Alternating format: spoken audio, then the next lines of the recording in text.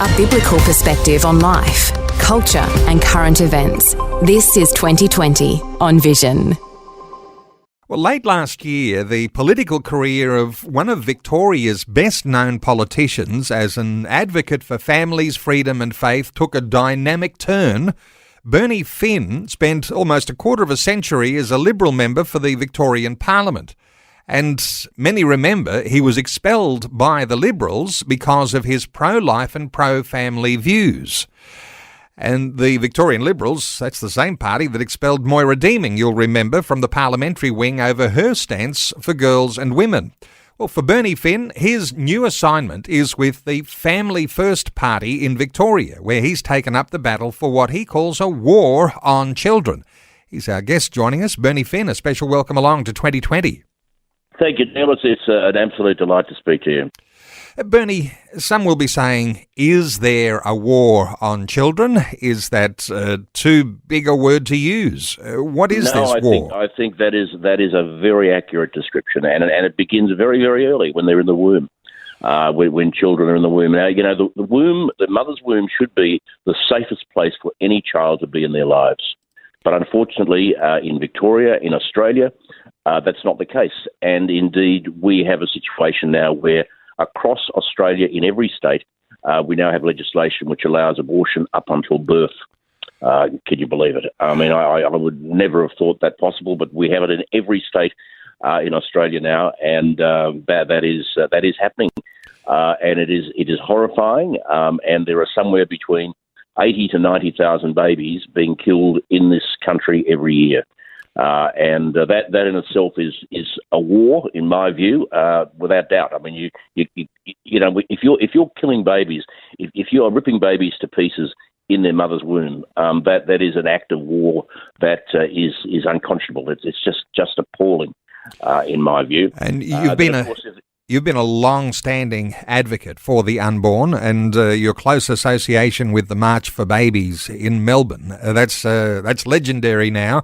I guess you'll be part of the plans for this year's march? Yes, absolutely. Yes, we've. In fact, I had a phone call from the secretary this morning saying it's about time we got our act together for this year, and she's right. She's right. We will do that, and we'll be having that on October the 12th.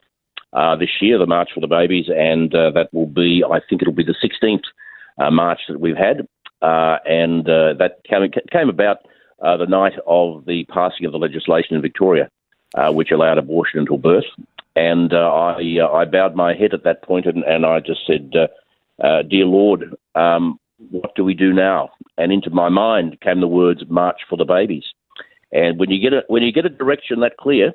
When you get an order from above in that manner, you've got to follow it. You can't ignore it. And that's what we have done ever since. You've responded to that, looking like a call from God to march for the babies. Hey, when we talk this war on children, it's not just the babies in the womb, but you're taking this way beyond that, into early childhood, into primary, secondary school and beyond.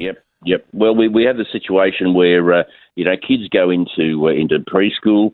They're taught some of the most appalling concepts. We have a situation where drag queens are reading to little kids.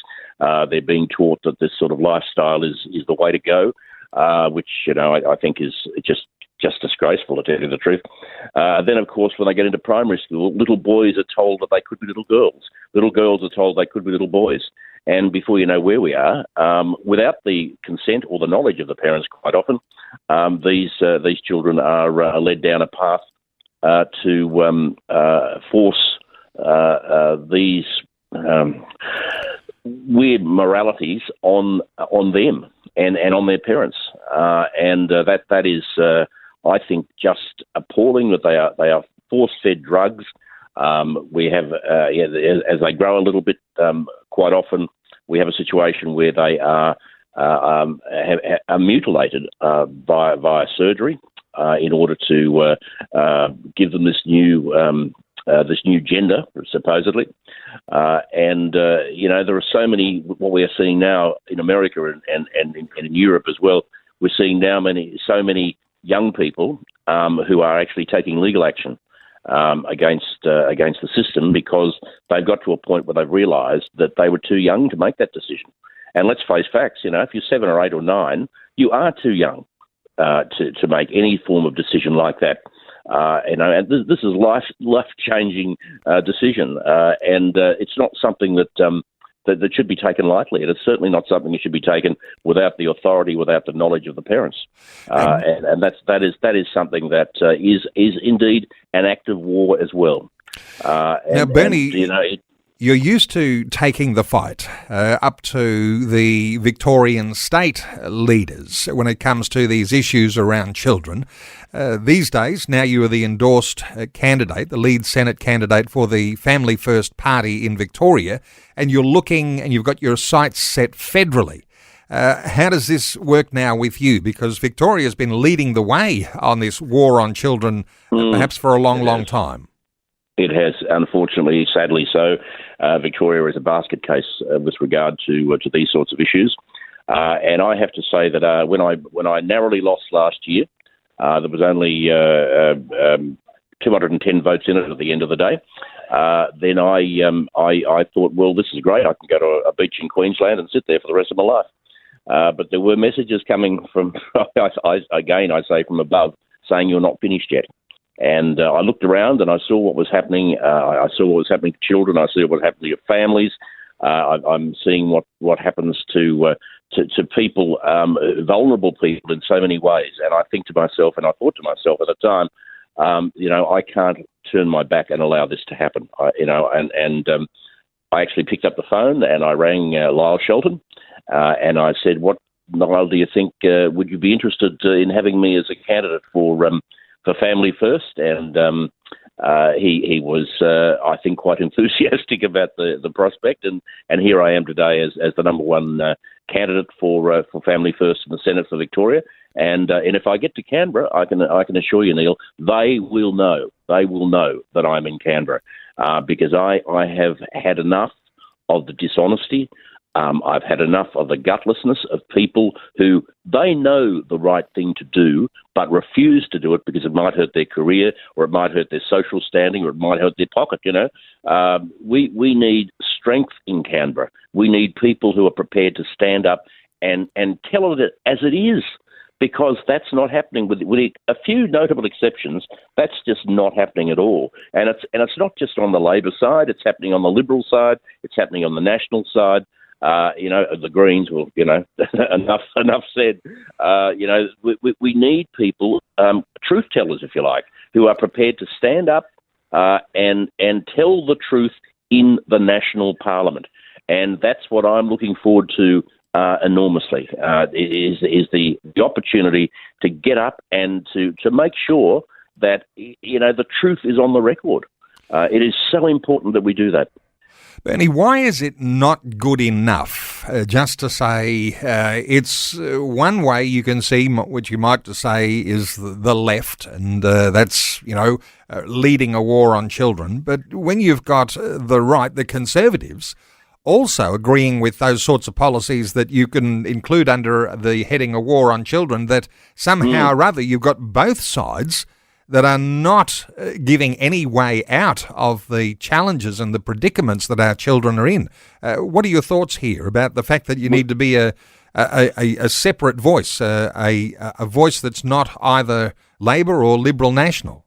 Yeah. Well, look, I think you're absolutely right, Neil. And I mean, it goes back, I suppose, to a large extent to the beginning of last year when I crossed the floor on the conversion therapy bill down here in Victoria, an appalling bill where the Liberals voted against freedom of association, freedom of conscience, freedom of religion, all the basic freedoms that the Liberal Party has traditionally stood for.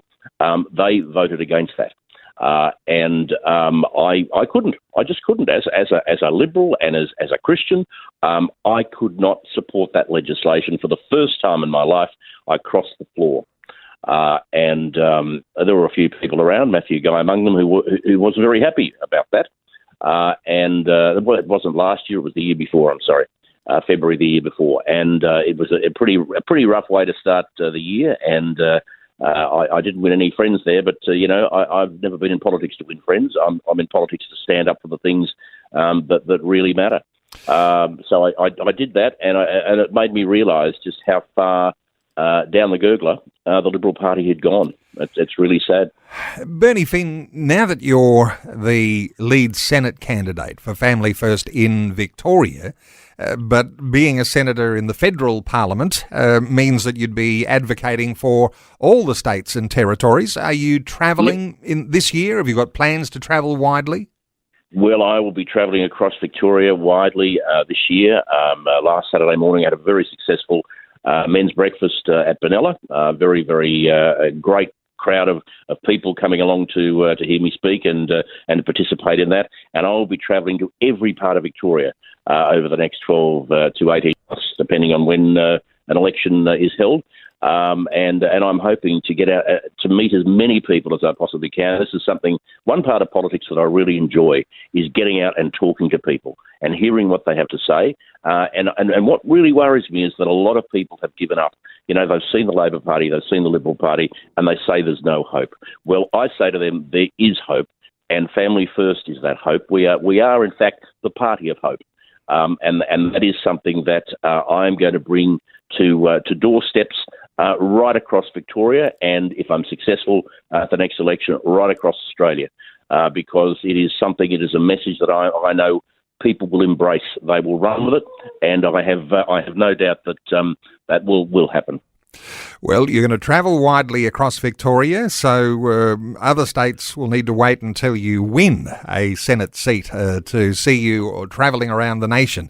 But Bernie Finn, let me just connect listeners to you. familyfirstparty.org.au is the website, and no doubt you'll be able to keep up with the activities of Family First and follow along what Bernie Finn is doing. He has become one of the best known names advocating for children and for families, and he's the endorsed lead Senate candidate for Family First in Victoria.